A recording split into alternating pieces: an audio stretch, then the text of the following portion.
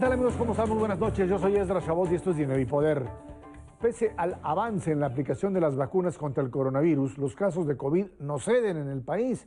Las entidades con mayor alerta son Baja California Sur y Quintana Roo, los extremos. En semáforo naranja se encuentran además estas dos entidades, Yucatán, Tamaulipas son 3 y Tabasco. En la Ciudad de México está en semáforo amarillo junto a otras 7 entidades. También se ha registrado un importante repunte de casos en todas ellas. Académicos advierten que existe el riesgo de un rebrote de la enfermedad debido a la movilidad y al turismo que se han incrementado por la confianza que hay entre la ciudadanía, porque la mayor parte de estas entidades pues están en semáforo verde y por supuesto por la aplicación de las vacunas. Para hablar de este tema nos acompaña vía Zoom Lorian Jiménez Aybi, doctora en Ciencias Médicas y profesora e investigadora en microbiología. Buenas noches, Lorian, gracias por estar aquí con nosotros. Ernesto Cervera, Luis Miguel González, muchas gracias por su participación. Buenas noches. Doctora Lorian, ¿qué es lo que sucede en este momento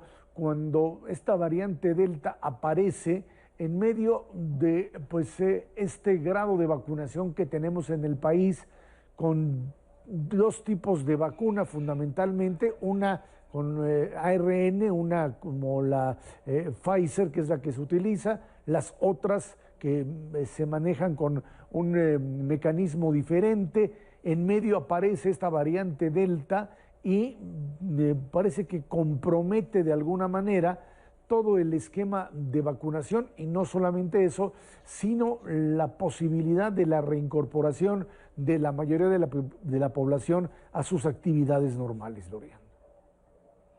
Sí, así es. Creo que, bueno, hay que entender algo. El problema que se está viviendo actualmente es haber apostado únicamente a la vacunación. La vacunación, desde luego, que es uno de los mecanismos importantes que va a permitirle a las diferentes comunidades, países, tener un cierto blindaje en contra de repuntes que impliquen la muerte de muchas personas. Entonces, una vez que se tenga una vacunación de alta calidad a una proporción amplia de la población, pero mientras tanto, en la estrategia, es decir, las estrategias para controlar la pandemia en este momento, con o sin vacunación, al ritmo que la vacunación vaya, tienen que considerar acciones que permitan contener la propagación del virus. Entonces, se ha apostado casi en su totalidad, ¿no? En la primera parte de la pandemia se apostó mucho a tener camas suficientes de hospital. Hoy se apuesta a tener vacunación. Una cosa llevó a mucha gente a morir y esta también lo hará, porque no tenemos a una población suficiente vacunada para poder detener el avance de la pandemia. Necesitamos tener estrategias claras para controlar y contener la dispersión del virus, mientras logramos tener una proporción suficiente de la población vacunada con calidad, con vacunación de calidad. Esto llevaría, perdón más un segundito, Luis Miguel, esto llevaría directamente a estrategias que tendrían necesariamente que llevar otra vez al cierre, lo que pues parecería imposible de realizarse. No. A ver, aquí hay una confusión porque hemos estado manejados siempre en una falsa dicotomía. Entre aquí la opción es cerramos todo o dejamos que el virus, que la pandemia transcurra, dejamos que el virus se propague. Esto es una falsa dicotomía que nuestras autoridades lamentablemente han querido darnos como una narrativa. No, en medio hay acciones adicionales y esas acciones son, se necesita dejar de sesgar las pruebas que se hacen a la población de enfermos. En nuestro país se ha venido ignorando a toda la población de asintomáticos. Los asintomáticos representan entre el 70 y el 80% de la carga de la enfermedad. No solo esto, los asintomáticos son quienes dispersan de forma más importante, que propagan el virus de forma más importante. Aquí nuestras autoridades han decidido ignorar por completo a los asintomáticos. Las pruebas han sido siempre insuficientes y siempre sesgadas hacia la población de asintomáticos.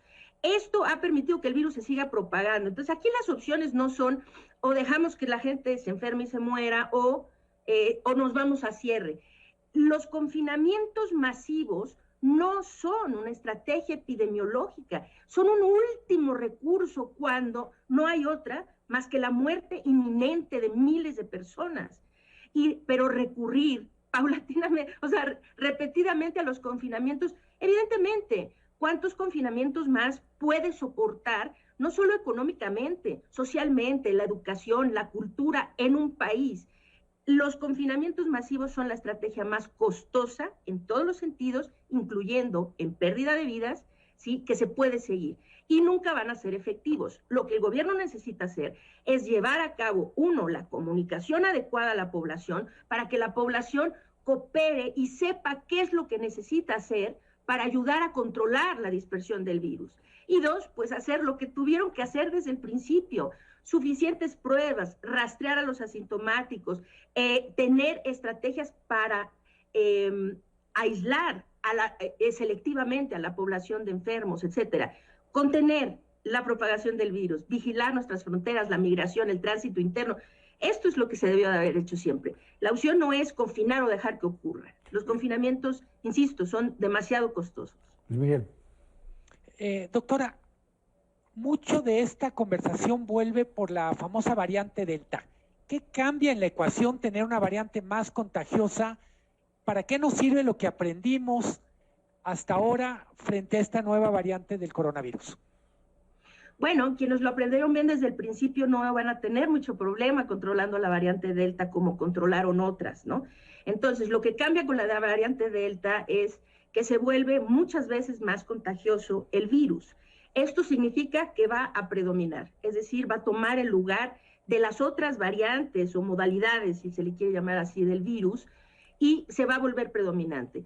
Para que tengan una idea, el virus original, vamos a decir, el que salió de Wuhan, en China, ese virus se estimaba que una persona infectada tenía la capacidad para infectar en promedio entre 3.4 y 3.5 personas. El decimal es porque es un promedio, ¿no? La variante Delta, en este mismo cálculo, es que cada persona infectada infecta entre 7 y 8 personas. Más infectados significará siempre más enfermos. Más enfermos significará más carga hospitalaria y más muertos. Entonces, el problema es ese, y lo segundo es que esta variante está teniendo evasión de la inmunidad. Evade por lo menos parcialmente la inmunidad que una persona adquiere cuando se ha infectado ya previamente con el virus, queriendo decir que los previamente infectados ya no sirven a este mal llamado cálculo de inmunidad de rebaño, porque pueden reinfectarse con esta variante. Y los esquemas parciales de vacunación no son suficientes para conferirle protección a una persona contra la variante Delta.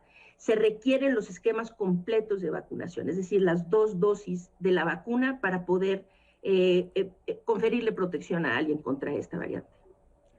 Laurian, noto como entre decepción y angustia en muchísima gente porque se pusieron tal o cual vacuna, ya con esquema completo.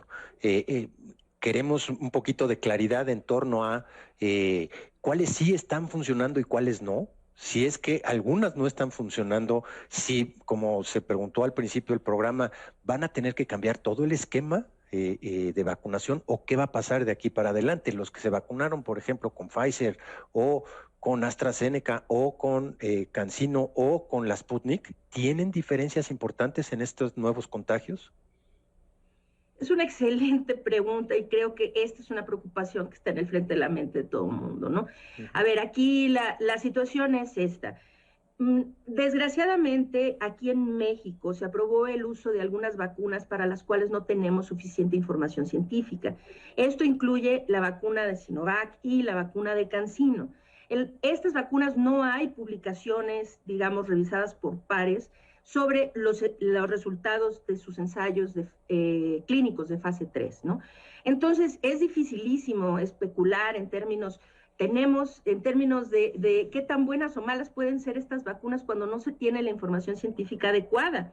Lo que tenemos es alguna información previa de otros países. Países como Uruguay, como Chile, como Mongolia, son países que han vacunado predominantemente con la vacuna de Sinovac o Sinopharm, que es, digamos, como la misma vacuna, pero que se distribuye en Asia, y parcialmente con CanSino. En estos sitios no han podido detener los brotes que tienen allá. Ahora, allá no es la variante Delta, ha sido la variante Gamma, la P1, la que se originó en Brasil, la que causa el problema principal. Pero ellos tienen índices de vacunación altísimos, es decir, tienen a más del 60% de la población vacunada y no pueden detener los repuntes. Esto nos lleva a que, bueno, pues sí, hay que dudar si esto no es consecuencia del tipo de vacuna que están utilizando en esas poblaciones. Hoy por hoy, en esos sitios ya está Mongolia, por ejemplo, instituyendo una campaña para revacunar a los que se vacunaron con esa vacuna con dosis adicionales. Pero necesitamos esto como aterrizarlo muy bien. La gente necesita saber esto independientemente, sin duda, estamos llegando al punto en el que sabemos que hay vacunas de más calidad que otras. Con más calidad me refiero, no hablo de su seguridad, desde luego. Cualquiera de estas, si hubiera un problema de seguridad, pues gente como yo y muchos otros seríamos los primeros en brincar y decir, hacer llamados exhaustivos para que no se utilizaran. Aparentemente no hay problemas de seguridad. Lo que hay es una posible vacunas que tienen menor eficacia o que van a tener una menor longevidad en la protección que confieren. Entonces, ahorita sabemos, las vacunas de RNA mensajero, como la de Pfizer y la de Moderna, parecen ser las vacunas que están confiriendo mejor protección tanto contra el virus original y las diferentes variantes, tanto las de preocupación como las variantes de interés y demás, ¿no? Y que aparentemente van a tener la protección más longeva. Entonces, está muy bien, pero hoy por hoy, cualquier nivel de protección es mejor a no tener ninguna. Entonces, no es tanto de las personas, es decir, usted como población, acepte la vacuna que le estén ofreciendo hoy. Es indispensable que tengamos a la mayor proporción de la población vacunada lo más pronto posible. Estamos en una carrera contra el tiempo, en una línea muy fina entre llegar a tiempo a la vacunación y ver estos repuntes incontrolables que se lleven a muchas vidas por las variantes. Entonces hay que vacunarse con la vacuna que esté disponible.